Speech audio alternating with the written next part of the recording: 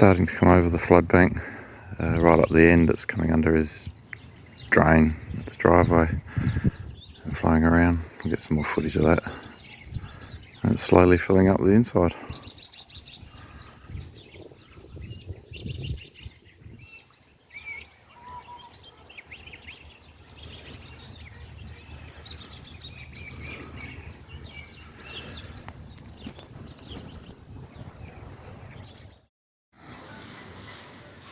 The water is coming around the house now.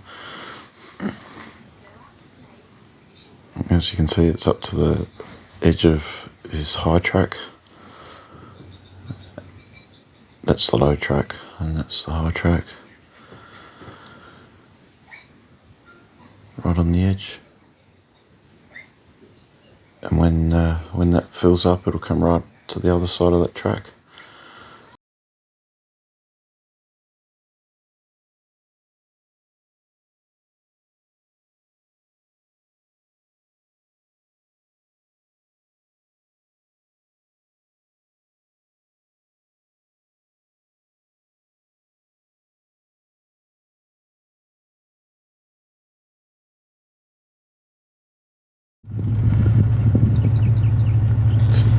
The transport into the place. Sneak in from the back way.